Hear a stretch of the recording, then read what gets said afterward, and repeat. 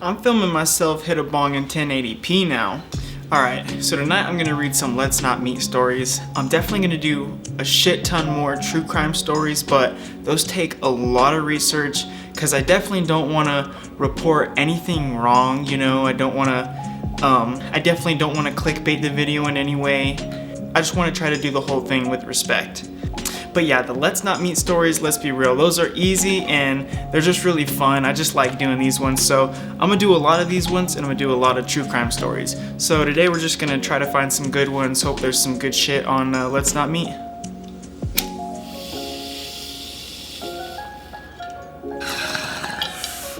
Since the moment I started working at this restaurant 6 months ago, the alleyway behind the restaurant has always given me an uncomfortable feeling. To gain a location of this restaurant, it's located in the middle of downtown, 5 minutes from the Mexican-US border, since we're located in the tip of Texas in the Rio Grande Valley. The alley itself is not located right behind the establishment. You must walk past its patio, then past our garage, until you reach the back door that you have to prop open as the door locks behind you as it's closed. During the day, I'll usually see people walking back and forth from the alley when I go to take out the trash. It is typically a safe location, though it is also prominent for its homeless population.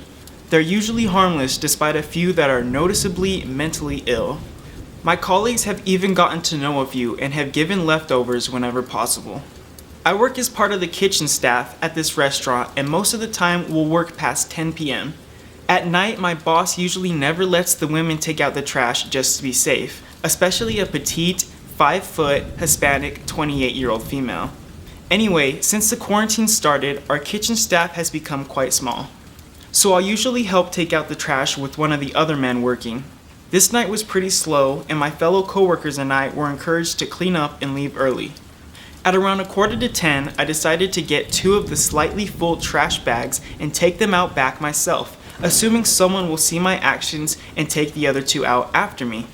As I walked past the patio to the garage, my gut began to flutter. I got to the back door and paused.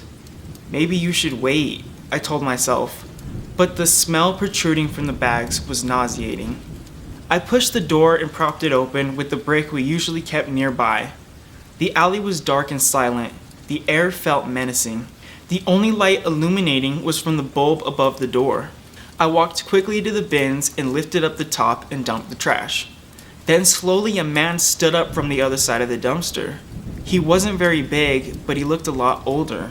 He was sweating, but his demeanor seemed agitated. He must have been crouching and waiting for some time. I jumped back, holding my hand above my heart that seemed to be pulsing through my chest. The man looked at me, eyeing me as my steps moved backwards. He shook his head, motioning at me to stop. He was far too close for me to outrun him. I looked at his bushy, dark brows and dark blue eyes. Most of him were still cloaked in the night that surrounded us. His clothes didn't look homeless, but I still assumed he was, since it's common for them to be out here at this hour, usually waiting for food. I told him I had no leftovers, but he shook his head again and took out a medium-sized knife. My eyes widened as I took a breath. The following exchange took place in Spanish, but I'll translate.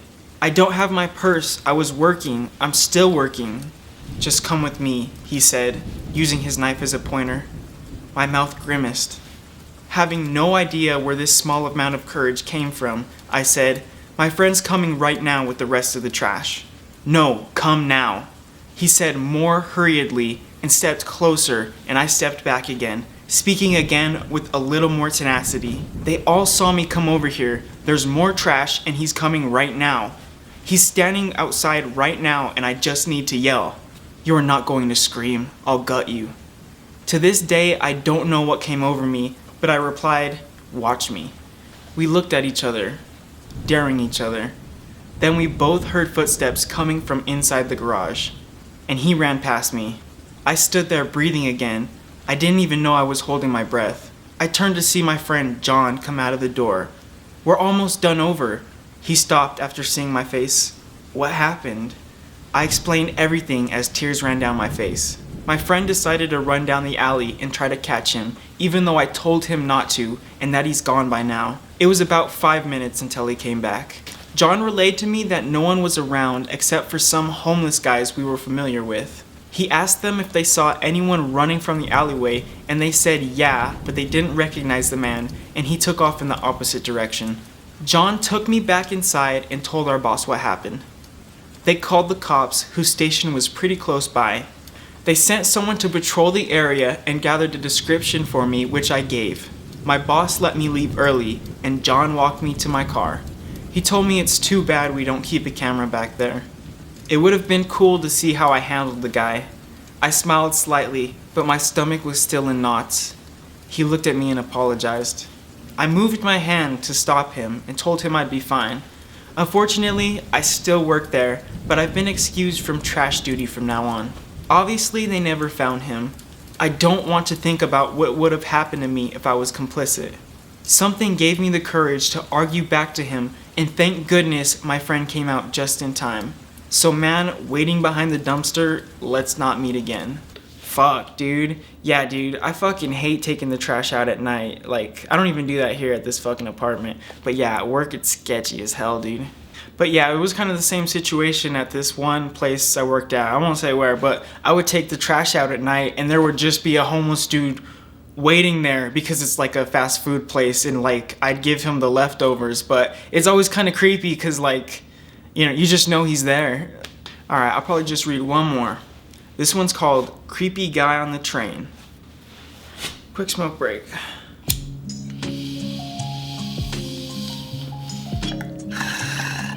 I won't lie, I meant to smoke more before I made this video. Don't you just hate when you do that?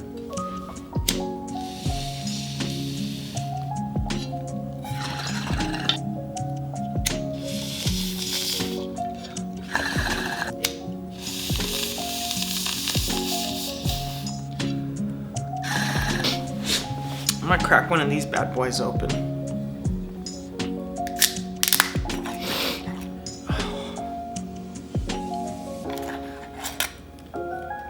Dude, this is like the best drink you could ever have. That only has 1 gram of sugar. Let's see how my camera can autofocus. I never tried something like this with my camera. Yeah, fuck that. That was taking too long. But dude, 1 gram of sugar? Drink clearly. Alright, creepy guy on the train. Disclaimers. I'm typing this on my phone. Sorry for bad formatting. English is also not my first language, and this is my first ever post on Reddit, so bear with me. Short background story. I, 24-year-old female, have been dating my boyfriend since I was 15. The first 6 years of our relationship have been kinda long distance. I used to go visit him on weekends, and it would take me around 2 hours by bus plus train to reach the station where he would come pick me up. This story takes place when I was 18, so I was quite used to public transportation by then, and I was aware of the creeps and the weirdos one would encounter while traveling. Nothing really creepy had ever happened to me apart from the usual stares and unsolicited "hello beautiful." One Saturday morning, I got on the usual train for the last 15 to 20 minutes of my trip, after traveling for an hour and a half by bus. I always tend to see either close to other girls or with families with children. This one time, the train carriage was quite empty, so I sat across from a young guy with flamingos on his t-shirt and a laptop. I don't really remember who the other people in the carriage were. The seat just looked like the safest one. Shortly after the departure, another guy entered the carriage and sat down next to me. He looked 25 to 30 years old. He was wearing some dirty old clothes and smelled like sweat and possibly booze. He said, "Hi," and I said hi. As I wrote before, I was quite used to weirdos talking to me on buses and trains, so I didn't immediately feel like I was in danger. In my experience, it was usually better to engage on a short and meaningless conversation than ignore them completely. He asked what my name was, and I made one up, then asked why I was traveling all alone, and I said my boyfriend was waiting for me at the following station. I hoped this would be enough to make him desist, but I was oh so wrong. He started telling me that he had just gotten a new phone and he had lost all his friends' numbers. He asked me to give him my number so he'd have someone to talk to at night. What the fuck?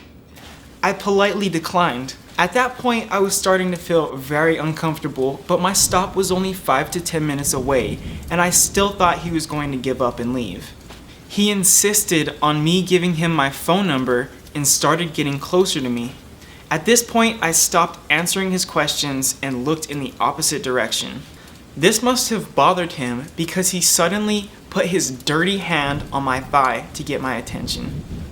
I was terrified, but I managed to utter a shaky, "Don't touch me." I wish I had yelled it, but I didn't, and no one in the carriage noticed what was going on. Not even the flamingo guy, who was literally in front of us. What the fuck, flamingo guy? Or maybe he noticed and didn't care at first. The guy didn't take his hand off of me, and I was petrified. I don't remember if he said something else at that point, because I was focused on his hand on my jeans. I gained some more courage and managed to tell him, "Leave me alone," in a slightly louder voice. I guess that some people started looking in our direction at that moment because he suddenly got up and left. I started crying for the relief as soon as he exited the carriage. The flamingo guy asked if I was okay and if I needed to call someone. I said it was fine. I tried to call my boyfriend, but he didn't answer because he was driving to come pick me up. I thought it was over. The train started slowing down and I got up in order to get off. Little did I know that the creepy guy was most probably keeping an eye on me from the window of the carriage door after he left. I got off the train and started looking around hoping to see my boyfriend, who would sometimes wait for me on the platform. At that point, I noticed the guy had stepped off the train as well.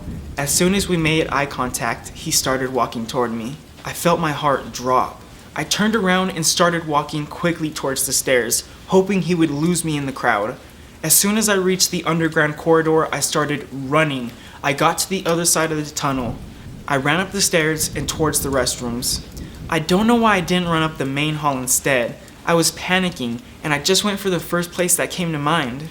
I locked myself into one of the cubicles, made sure it was closed, and then got up on the toilet so he wouldn't see my feet. I was wearing a pair of quite recognizable boots. 20 to 30 seconds later, I heard someone come in and hastily try all the door handles. Of course, it could have been anyone, but I'm convinced it was him. It just made no sense for anyone else to try to open all the doors like that. I remember feeling my heartbeat in my throat while I was waiting for him to leave. I remained still and silent for what felt like ages, and then I heard him walk away.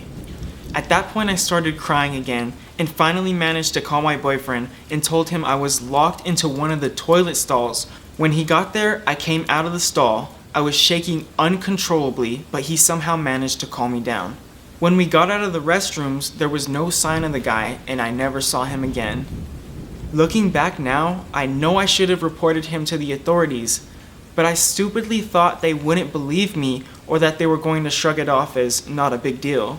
After all, nothing really bad happened on that train, and I had no proof that it was him trying to open the stall doors.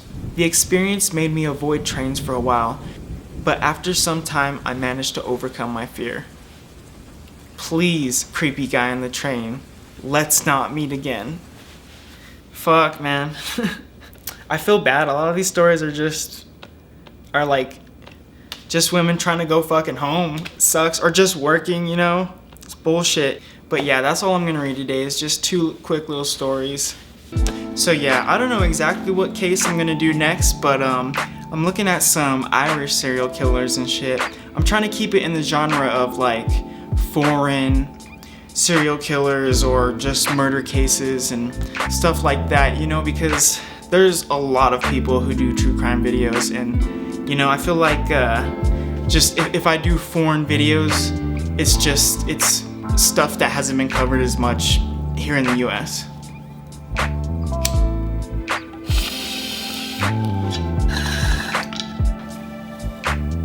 But yeah, I'm not gonna take too much of your time.